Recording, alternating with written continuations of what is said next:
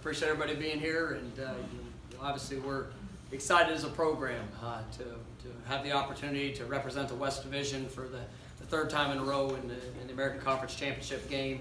This is it's a great honor to our football team, the players that we have. I tell you, this last week was a huge game for us, and we knew going against a great opponent that it was going to be a challenge. There was adversity that showed up throughout the game, but once again, our guys, they rose to the occasion to be able to get it done. We're all very grateful for all of Tiger Nation, the city of Memphis, the home field advantage they created, and for us to have a chance to host the championship game here in Memphis is going to be just a tremendous day, and an event for this city, our program, and obviously all the players that we have.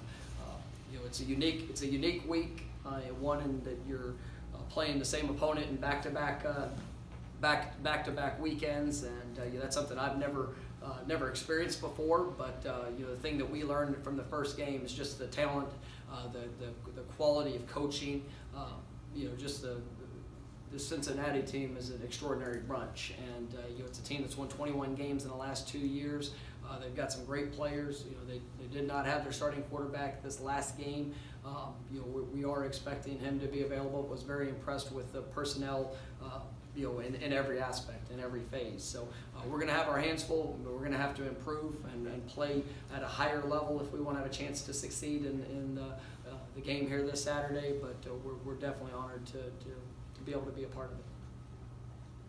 What difference will it make to get Ritter's back with the kid you guys just faced? It's Ritter's one of the more talented quarterbacks you'll see in the country. He's you've seen he got banged up a little bit in the middle of the season and has been battling through that. I was extremely impressed with the young freshman. His arm strength, the throws he was able to make, how he responded to the situation was something that he definitely needs to be commended for. And but you look at this team; they've won 21 games with Desmond Ridder, and he's a talent. He's a talent with his arm, with his legs. I'm sure it was good for his body to get the week off, but we're going to have to prepare. We have to prepare for both. It's part of it until we see him run out there for the first snap. But I fully expect him to play, and he presents some challenges all on his own. Does it make it challenging to prepare because you have to prepare for possibly 2 different quarterbacks? It kind of is what it is. At least we had the experience of going against one of them, but there's a lot of film and a lot of success of what Ridder has done throughout his career, and so we really prepared mostly for him in the last game, and that was a little bit of an adjustment that had to be made throughout the contest. But at the end of the day, whoever steps out there, we have to be prepared for them. Are there any advantages or disadvantages you see in facing an opponent in back-to-back weekends? It's going to be all the same. The issues that we have, the experiences that we have. They're looking at the same thing, and so there's going to be adjustments that are made in every phase. I think the thing that does, I would say, give you an advantage, but also could be a disadvantage is a little bit more knowledge of the personnel. And the matchups and how those things work, offensively, defensively, and in special teams. There's gonna be more familiarity because we just had the experience of going against them. But the schematic part of it, every game you're gonna have your own game plan, but you're gonna stay true to who you are and which where you think you can attack, things that you expect to see. But come Saturday, there's no guarantee we're gonna see anything that was the same, and so we've got to be prepared for whatever they throw at us. Hey, Coach, how do you prepare your team from not looking ahead for the prize if you win? I can promise you, there's every week I get asked that question. Like our focus is on today. Our focus is on the practices that are in front of us, or the preparation. We don't need our football team ready for Saturday until Saturday gets here. It's going to be a building process. If we don't go out there and perform at the highest of our ability and every day of this week in our preparation, we won't be successful. So that's all our folks. I can tell you that we probably had one of the best Sundays that we've had since I've been here. Our guys are excited about the opportunity to compete in this championship game. It's not something that we've talked about throughout this year, but now that it's here, it's time. And you know, we want to go and do everything we can to put ourselves in the best position to be successful. And if we can do that, then whatever lies after that, lies after that. Mike, this is obviously unique because of facing the same team again, but you've had a great record in the month of November as a coach. I think you're 14-1 or something like that. You have not won a game in December as a coach of Memphis. Obviously, these are the toughest games against the toughest opponents. Is there anything you've learned in sort of these one-game situations that you'll apply to this, or is there any? Yeah, I mean, I think when you look, I separate the championship games and the bowl games. So those are two different dynamics. You know, the championship games, they've been extremely competitive. We've actually had a lead in both of them, and you know, we didn't do a good enough job finishing those games.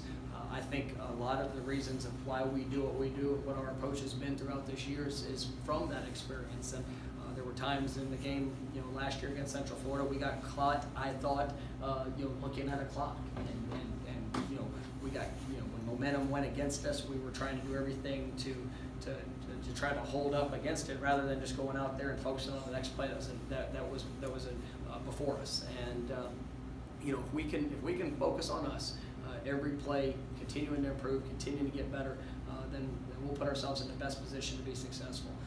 Those are the two games. I mean, you look at the bowl games. I know they gets brought up a lot. You know, our first year was the only year since that I've been here that we were in full strength. When you look at staff, you look at players, you look at all the things that. So the bowl games, you know, we lost the last two. You know, I think by combined 4 points or whatever that is. But you know, those are separate, you know, entities in themselves. I look at the championship games and what do we have to do to be successful in this game, and really a lot of those experiences would have built towards how we prepare this year. Bryant was almost like surgical at times, as you talked about the third downs, how he was able to convert a lot of this with his arm. What did you see from secondaries, if they were receivers, the way they ran? It was a little bit of all. I mean, those guys did a great job. I mean, you know, the tight ends, an extraordinary player. He was creating separation. He's big, he's strong, he's got great quickness in and out of his breaks. Bryant could make all the throws. You know, he's sideline to sideline. You know, throwing on time. We had to get pressure on him. We had to make him uncomfortable. We were able to do that a little bit there in the second half. But you know, and he still made plays. You know, we had a couple of coverage busts that allowed for big plays to occur. That has to get corrected. I mean, we came out of the game last Saturday, and we knew that there's a lot of things that we have to correct. And it's no secret within our team. You know, some of those things Cincinnati you know, forced upon us. But you know, that's what happens when you play a top 20 team, and they're definitely that. You think with that, being that you can put it on film or put it on the screen and they can see that, yeah, we didn't do that right. And a lot of times you do a back-to-back, or the few times that it's actually happened, the team that wins gets kind of complacent because we won it and we can beat them, no problem. And do you expect to have to drill some of that out of them this week? I really don't. I think our guys, they know what's in front of us, and they know what it takes. We've got 2 years of experience of being in a game of this magnitude, and we've had a young team. I mean, there's a lot of guys that are on this team now that have lived through those experiences once, or if not both times, and so we've got to make sure that we prepare at an elite level, and then it's going to be a consistent 60-minute battle where every play is going to count, every moment, every reaction, adjustment by coaches, all of it gets magnified in a game of this you know, of this caliber. And so I'm excited. I'm excited for another opportunity to compete in it. I know it's going to once again be on an unbelievable stage. To sit back and think that this is going to be our 4th national broadcast on ABC at the Liberty Bowl, I would challenge to know what programs in the country have had that type of exposure at home. So with that, for our football team, our players, our program, you know, I always emphasize the city. Well, Memphis, you get another opportunity. We've shown as well as we ever have there against SMU a few weeks ago, and it was a special moment. This is just as big, if not bigger, for our team and what we're trying to accomplish. And so we need all hands on deck, all support. We need an unbelievable home field advantage because that really you know, provides our guys with extra energy, focus, all those things that go into a college football game, creating that atmosphere. Coach, what would winning this AAC championship mean to your players in the program? It means everything. You set out, you want to be champions in all that you do. And you can't be a champion at the end of the year if you're not willing to do it at the beginning of the year. And so it's been a part of our process of growth, of improvement. This is not our first trip to this game. We need to be better than what we've been in this game. And so our guys have always played hard. You look at the last 2 times we played in the conference championship games, probably 2 of the most exciting football games you'll ever see. And this year I expect a very similar type contest, against a great opponent. So for us to be able to continue to grow, continue to progress, it's going to mean everything. Hey, Coach, your offensive line, you said was work in progress beginning of the season. Talk about the development of chemistry from the beginning of the season to where it is right now. Yeah, to think that at 4 guys are starting at new positions. There's been challenges. There's been great competition. There's been correction, continued development. It's been a critical factor for us to put ourselves in this position. Is just what those guys have done up front. Coach Norvell, I think, is one of the best in the country. He's done a remarkable job. We try to make sure that things we're doing schematically are putting those guys in the best position to showcase their skills and talents, and and they've responded. And they're going to have to play at a very high level against one of the best defensive fronts that we've played against. And there were plays in the game there last Friday where we're going to have to get better. We're going to have to play a cleaner game up on the offensive front, but everybody's involved in that. Is there a chance TJ Carter plays in this game?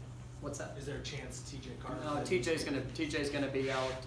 Most likely, depending on how everything comes. I mean, he'll be out for the rest of the year, and it's unfortunate. TJ's a phenomenal player. He's a young man that is a competitor in every aspect. This will be, I think, the first time that he's missed a game in his career. One of the few times he'll ever miss a play. I mean, he's out there in every opportunity that he can. But with him going down, it just provides a new opportunity for somebody else to step up, and that's part of the game.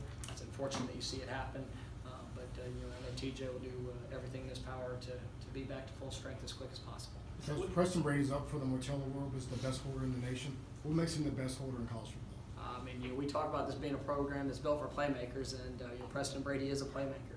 Everybody watches the